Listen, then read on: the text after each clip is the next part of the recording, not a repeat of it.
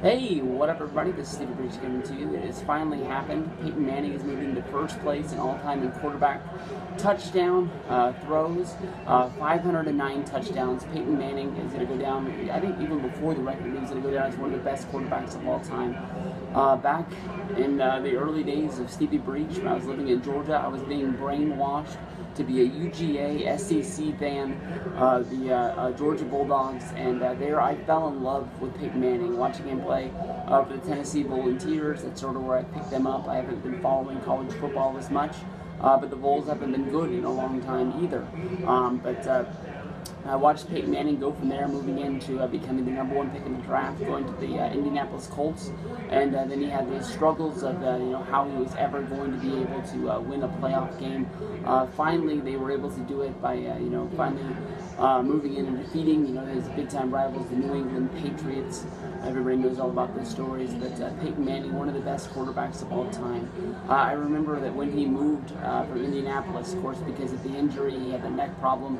Indianapolis had to choose between the #1 pick in the draft, which was Andrew Luck, or keeping Peyton Manning. I honestly didn't think that Peyton Manning was going to have this long. I thought maybe he'd play 1 year, maybe 2 years with the Broncos before hanging it up. But here he is, 2 AFC championship games and 1 Super Bowl appearance.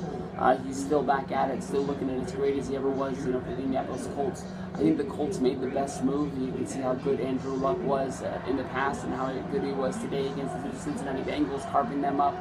So I think they made the right move. Denver picked up a great quarterback. There was a little bit of a rumor out there that the San Francisco 49ers were going to sign Manning and bring him in for the championship run, trying to push Alex Smith out, which would have delayed Colin Kaepernick's run as the #1 quarterback here. And the rumor was that it was basically, California taxes. It just would have cut down on the money that Peyton would have made, and that's why he did it. But with 509 touchdowns, Peyton Manning becomes the all-time #1 quarterback in the NFL. Of course, everybody knows, in Indianapolis Colt land, he was carving them up. Marvin Harrison, Reggie Wayne, Dallas Clark, of course, Marcus Pollard, and then Demaryius Thomas is his top 5 guys there. So he's always had good receivers. He's always been able to move the ball around.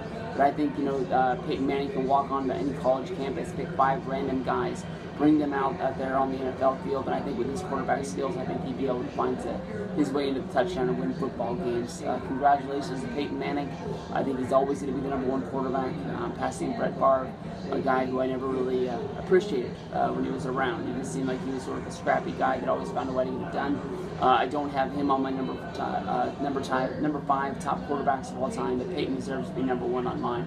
Right there with Joe and Steve, Dan Marino, John Elway. I think that's a pretty good top of the list. Peace out, everybody.